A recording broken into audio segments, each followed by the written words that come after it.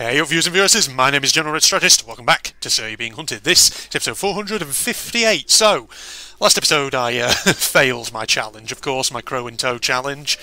Basically, yes, I got cocky and I thought I could take on a whole massive army of hunters. I never really learn, do I? I always get cocky. I see, it feels like me being cocky sometimes results in a lot of my deaths in this game. But what can you do, eh? It happened. Well, we're back now with a new map, and we're not really doing a challenge. We're just going to be doing some podcast-style episodes for the time being, I do think. As you can see, I've actually set this, customised it to be a more fens colour, sort of biome for this centre one. So yeah, I hope you guys out there are doing well, and that you're enjoying, that you did enjoy, rather, the, the admittedly brief attempt at doing the Crow and Toe challenge. Maybe I'll try that one again sometime in the future. Because the thing is, if I was to revisit that one and try it again, I feel like there are some things that I would probably do a little bit different with it, just for the sake of maybe making it a bit more, I don't know, more effective of a challenge. Maybe just upping the scarecrow rate a bit, and maybe also just tweaking some of the custom biome generation settings to ensure that there are more fields, things like that. So, yeah, you never know. That fucking hell, can you go in there, please? There we go. So, yes, as I was saying, that challenge may well come up again on the channel at some point. Who knows? Depending on, you know, how many more episodes there are until So You're Being Hunted Reinvented Edition comes out. I was actually checking the release date for that, and I realised something. I'd actually got it wrong. For some reason, I had it in my head that it was going to be released February this month. Turns out it's actually April, it says on the store page. So I don't know where I got February from, unless it was originally February and then it got put back a bit. I'm not sure. I can't remember. I've no idea. I'm sure Den of Thieves, you know, Duyuan could probably actually clarify that if he wished to. But it's not a biggie. It's no biggie. But yeah, actually I've been having a big sort of recording session this afternoon as I'm going to record this. This thing is, I've got some free time, so I've been recording a few things. I've mainly been recording a bit of indie horror actually today. The thing is, last few days I've actually been on a massive indie horror splurge, just playing loads of like these little games that you get on itch.io, and I've been thoroughly enjoying them. It's been really, really good. There's been some real notable titles actually in the ones that I've played. And the one that I played just before recording this episode of Sir, which I don't know if it'll have gone out by the time this video goes out. It may well have done. It depends, because I can't quite remember the actual number of days that it's going to be before this particular episode of Sir goes out. So by the time this video is out, maybe this particular game will have also gone out on the channel. It was a demo for a game called Nine Child Street. And it was freaking freaky, ladies and gentlemen. So if you haven't watched that video, if it has gone out by the time this video is released, then it's well worth taking a look at, because it was legitimately disturbing in a way that I've not really had for quite a while with horror games. Because the thing is, I feel like I've played, you know, quite a few horror games now, and after a while I feel like you do become, to some extent, desensitised to certain types of jump scare, things like that. And so as a result, there are certain things that maybe don't quite scare you as much as they might have done in the past. But no, this one, Nine Child Street, legit, it got me good. It did. So, you know, if it has gone out on the channel by the time this episode of Sir goes out, which it may well have done, like I say, then it's worth checking out. Or alternatively, if it hasn't yet gone out on the channel, depending on what the schedule was, then keep your eyes peeled for it, because it was very, very interesting. But yes, so the thing is, I was just playing that, and I just wanted to kind of get that out of the way. But that's actually not the main topic of conversation I was actually thinking about talking about in this video for this podcast-style episode. Because you see, I was actually thinking about something recently. So, you know, last night, when I was lying in bed, I was having a dream. And now, I can't really remember much of what this dream was actually about, but I kind of wanted to talk about it because it acts as an interesting springboard, actually, into a kind of broader conversation about dreams.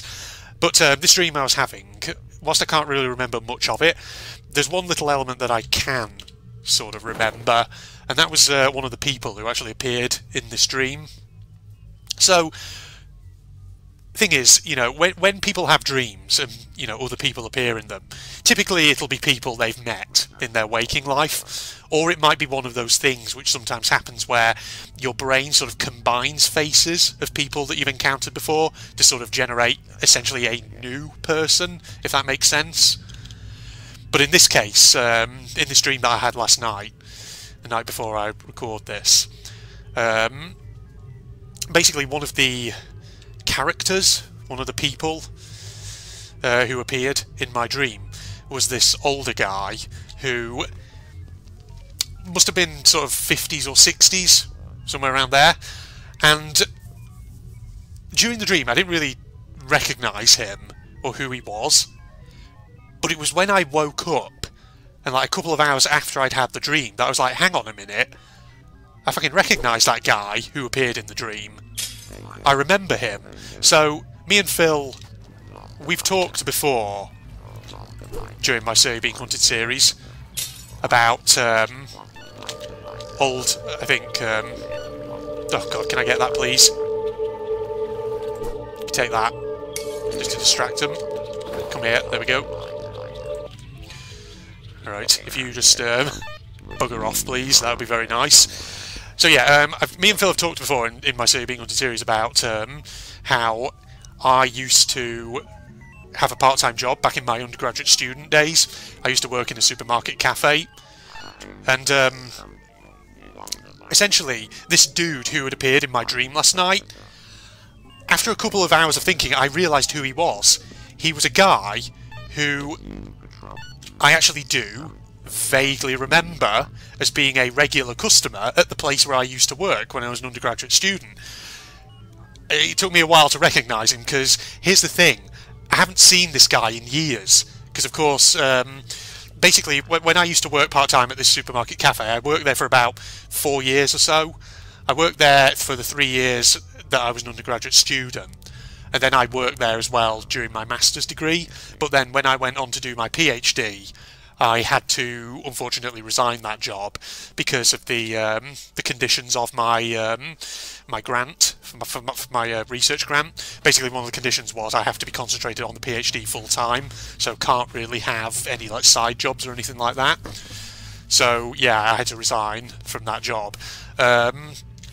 So yeah, like I say, counting the sort of 4 years of my PhD plus the years that I've now been down here, down south, working at my current job, basically this dude who appeared in my dream, I have not seen him in freaking years, and truth be told, I hadn't even thought about the guy in friggin' years. I had completely forgotten about that guy who happened to be a regular at the place where I worked. He would always come in sort of like in mornings, because he probably went out walking. He was a friendly dude, and he would come in for a coffee, you know, just to take out coffee or something.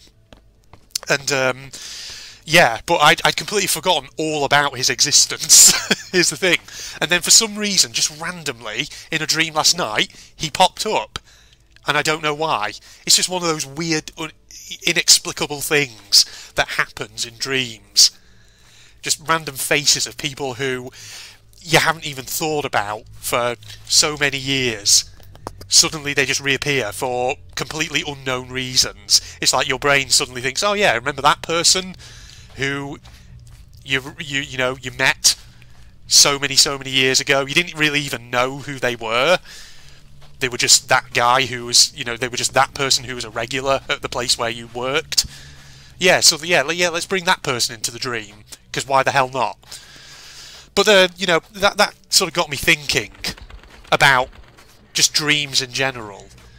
Because the thing about me is, I don't know if I've ever said this before on my Serial Being Hunted series or anywhere else, but I do every so often get really weird dreams. And when I say weird, I don't necessarily mean like scary or anything like that. I just mean really sometimes quite surreal ones, and ones that have really weird stuff happening in them. And because of that, about several years back, I actually started keeping a dream diary. literally just a document in Microsoft Word, where if I wake up one morning and I can actually sort of remember some of the real key elements of a dream that I've had, I'll actually open up that Word document and I'll try and make a note of them, keep a record of them before I forget. Because that's the thing, like dreams, most people have this, and I have it myself. You know, once I've had a dream, if I don't write it down upon waking up, chances are I'll forget a load of it. It's like one of those things where a load of it will just disappear from your head. It'll dissipate. Everyone usually has that. And, yeah, which is why I started keeping a dream diary, because, like I say, some of the stuff that happens in my dreams is so wacky and weird that I can't help myself. I have to write it down, because it's worth it. And the thing is, you know, off the top of my head, I can probably recite for you some of the dreams that I do remember. And the thing is, actually keeping a dream diary is good, because it helps you actually remember them. Because by actually writing them down, it helps you kind of solidify it in your head, and it stays there for longer. And so, you know, I think to myself, you know, when I look back over that dream diary that I keep, it's fascinating to look at and think, why Red? Why do some of these things come up in your dreams? Some of the things that come up, why do they come up? And what's definitely interesting is, if you look back over my dream diary, you'll certainly see a lot of things which are clearly either inspired by, or in many cases just outright lifted from, video games that I've played. So, for example, I can remember as a teenager, and I've got, you know, a note of this in my dream diary. I can't remember the exact dates of it, but I can still remember snippets of it. Just having dreams which are clearly inspired by the Rayman games, because I've had dreams where Rayman, the character, has appeared, or things like imagery and things like that appeared in either Rayman 2 or Rayman 3. I've had dreams where things like that's appeared. So that was back in my teenage days. I had a dream as an adult once where the Xenomorph from Alien Isolation once showed up. That was actually a bit of a freaky one, because of course it literally played out like an Alien Isolation stage where you're sneaking around. That was weird. And it's not just games either. It's clearly, I think, elements of popular media that I've consumed which also have had an influence on dreams that I've had. So there's another one that I've got written down in that dream diary, where basically it was basically War of the Worlds. I mean, I didn't actually see anyone die or anything like that in it, but there was kind of like what was essentially supposed to be a sort of weird version of kind of like an alien fighting machine type thing that we all had, that, you know, myself and all the other people in the dream had to escape from. It was just weird. It was really bizarre. But yeah, it was so strange. It was so very, very strange. So that's just a couple of quickfire examples. But like I say, there are occasions where freaky shit does happen in my dreams. Stuff that's just a bit weird and a bit, well, not disturbing, but which makes you kind of wake up and you feel a bit uneasy about it. And I can think of a couple of dreams I've had like that, which I can still remember, where, you know, it was kind of very interesting in that regard. So there was one that I remember from a while back. I'd have to check my dream diary to get the exact dates of when this one was. But I remember part of the dream being, I was on like a street in like a town somewhere, except it was kind of, it was weird. So it was night time, and I think it was a bit foggy as well, weather-wise, in the dream. So it was a bit misty, and it was, as a result, it was kind of a bit eerie.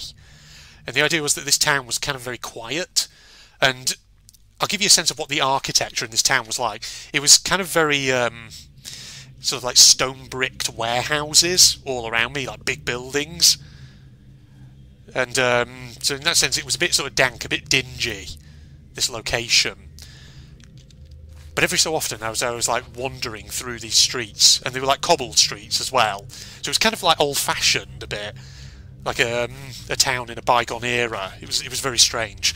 But as I was wandering through these streets, occasionally there were like vehicles passing, and I say occasionally because there weren't many of them. But when I say vehicles, they were like old vintage era trucks from sort of like World War One / kind of 1920s era. And not just, and they were actually like army trucks, because I'm pretty sure they had like soldiers in them. Like, and again, they were like dressed in period outfits, so old-fashioned army uniforms. So again, that's probably influenced by popular media that I've consumed, and maybe like games I've played, things like that. But it was just kind of freaky, because apart from that, I do recall at one point in the dream there were like other people on the streets, and they were kind of like men in black, sort of uniform men in like black outfits, like jackets and like fedora hats, and there was something kind of like menacing about them, as though you don't want to get too close to them. And so I remember that was weird, and it was, like I say, it was eerie, because there weren't many people other than myself in the dream, but occasionally there were these things, and there was something kind of menacing about them. And now I can't remember if this was a different dream or if it was part of that same dream. It may have been a different one, come to think of it, I'm not sure. But there was a dream I had where the dream ended in a really weird way. So basically, again, like I say, I can't remember if this was part of that same dream or if it was a different one. But there was this one time where I had a dream that sort of, there was like a scene that played out. It was like a room, and in the middle of this room there was like this weird machine. It was kind of like some sort of projector type thing. Except it was very, I don't know how to describe it. It was really weird, because it was like, it had a big sort of circular lens on the front of it.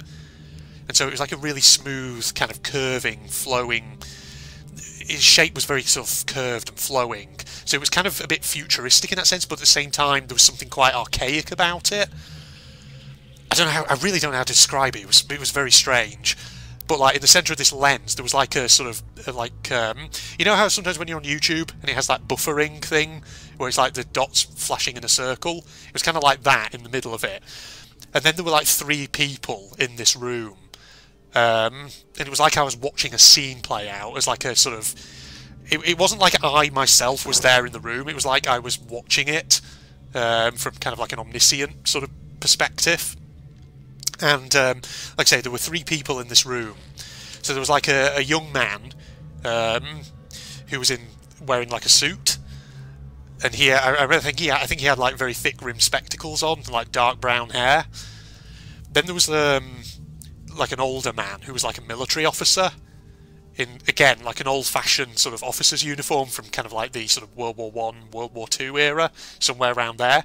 And then there was a woman who again looked kind of old-fashioned, because her hairstyle I remember being something very kind of 1940s, and I think she was kind of like wearing a uniform as well of some sort. I think kind of like the sort of uniform that, again, like, I don't know, like a Women's Auxiliary Air Force personnel member might have worn back in the 1940s or something. And so there were these 3 people, and they were talking about something like how they were going to activate this machine, which they said was kind of like a projector type machine. And when they did, it was like it was going to show them something. And all I remember is that the moment they like activated the machine to see whatever it was they were hoping to see, that was the moment at which I woke up from the dream. I like woke up completely, and I was like, whoa, what the hell? What the hell was that? I'm sorry, I'm not really playing the game, I'm just carried away talking about these dreams that I've had, because they are weird, aren't they? But that was one that really stuck with me, and I definitely, felt I have to write that down, otherwise I'm going to forget it. So I wrote that one down. It's like, wow. Like, why? Why did my brain generate that? It was so weird. It just made me sort of think to myself, either that was just something really weird that my brain decided to produce, or who knows, maybe I, during that time when I was asleep, maybe I saw into a parallel world where there were a bunch of people doing some weird scientific experiment, and the moment I woke up, those people in that parallel world are seeing out of my eyes into this world in which we exist. I don't know. That's certainly the more imaginative explanation of what that was. But yeah, weird, like I say. And there's other ones, like I've had, that said that are just strange as well.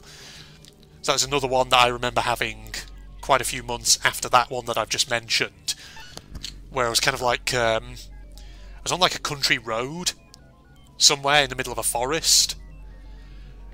And like, for some reason, the road was just like covered in this massive drift of fallen pine needles.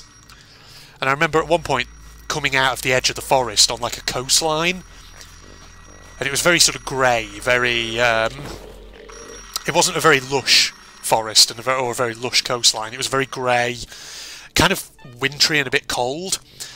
And I remember being on this coastline and then becoming increasingly convinced that there was like a car buried under the silt at the edge of the waterline, because I could see it, and I had like this really weird and quite unsettling sense of that there was like someone trapped in this car that was like buried underneath the silt, but like the tide's coming in and it's like, oh my god, what the hell, so weird. But then for some reason in that dream, I remember when I then turned around to go back up the path to get help, I remember for some reason the path into the forest had disappeared and instead there were railway tracks with big steam engines chugging along them. So I don't know what that was about. That was a very strange one. But yeah, its dreams are so strange.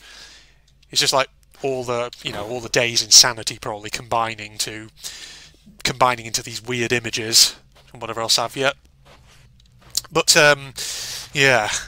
So those are probably some of like the more vivid dreams I can remember.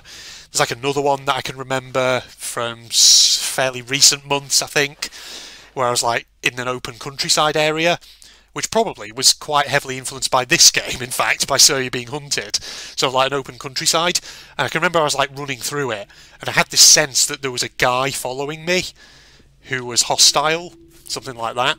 Not a robot, no, an actual human person. But yeah, it was real weird.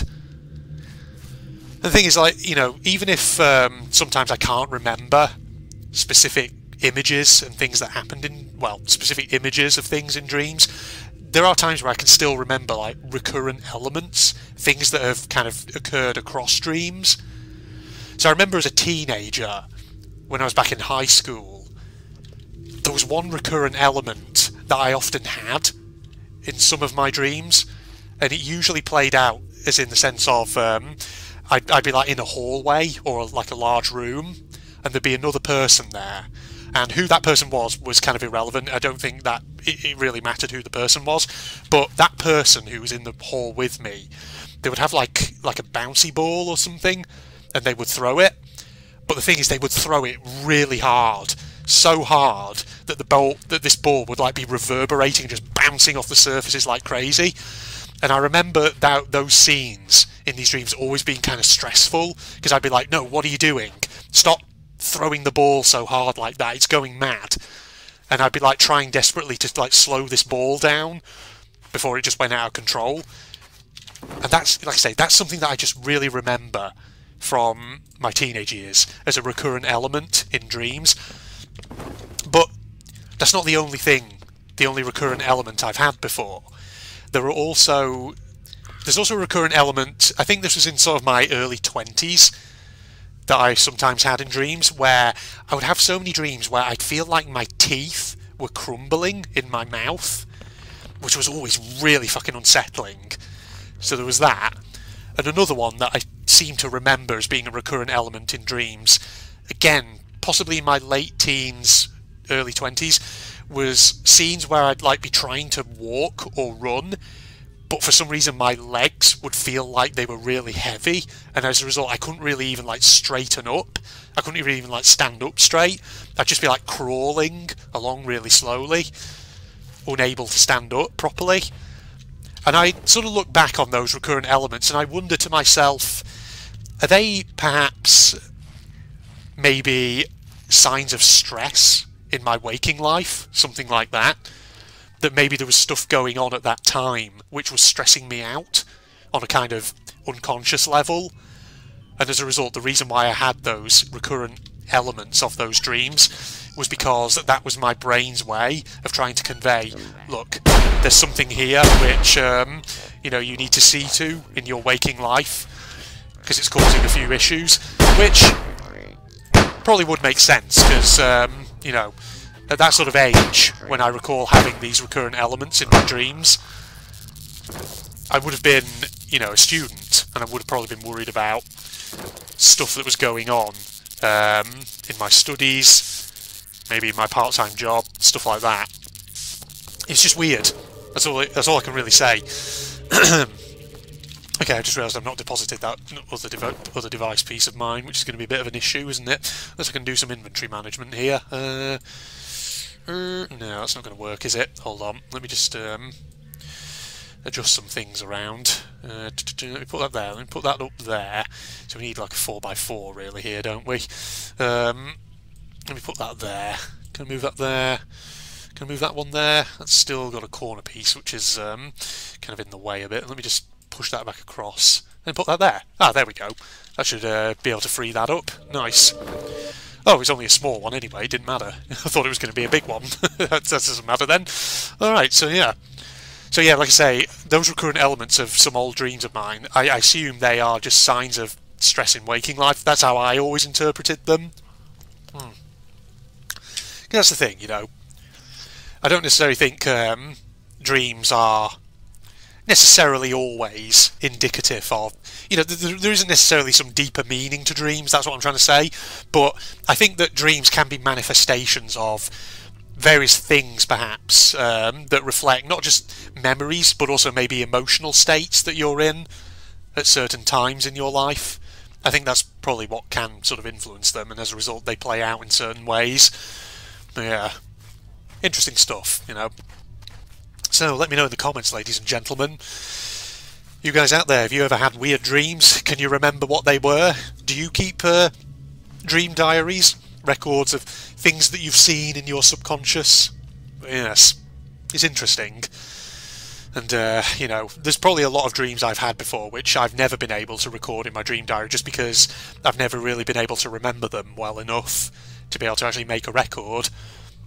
But it's funny because, like, sometimes I obviously get that where I wake up and the moment I wake up the dream is kind of gone. I can't really remember it too well. But there are other mornings where I wake up and for a time I can remember things quite vividly. And usually, like I say, that's when I immediately, first thing I do is just boot up my computer, get Microsoft Word open up my dream record and just quickly type down as much as I can remember before it disappears, just so that way it can sort of solidify it a bit more in my memory. I think it's also helpful keeping that diary because, you know, even then, like several weeks or months or however down the line, when I have forgotten it, I can then go back to that, open it up, and the moment I start reading, things start to come back a bit. It's weird, isn't it? It's probably a good sort of bit of memory training, that. Not going to lie. So, you know, maybe there's a therapeutic benefit to it. Who knows? I don't know. I mean, I'm no expert on the science of human sleeping and dreaming and things like that. Then again, I imagine there's, you know, still a lot that we don't know about that kind of thing from a scientific point of view. There's probably still plenty of scientists out there who are interested in examining that and seeing what the deal is with it. But yes. Interesting, eh, ladies and gentlemen? Good stuff. Alright, let's deposit these here, if I can. Ooh, there we go. Alright, I think we've been recording for a decent amount of time there. I think that'll do for a podcast-style episode, ladies and gentlemen. So in that case, we'll wrap up here. Facebook and Twitter links down below, along with a link to my propagandist channel for anyone interested. If you enjoyed, a like's always appreciated. And as I said before, do feel free to comment down below. You have anything you want to add to this conversation, this topic, in terms of dreams you've had? Any weird ones? Because they're always fascinating, aren't they? Oh, go away, dog. Do not interrupt me as I'm doing my outro. But other than that, yeah, nothing else really for me to say other than goodbye, everybody. Yep, I did. Don't you worry. I'm in.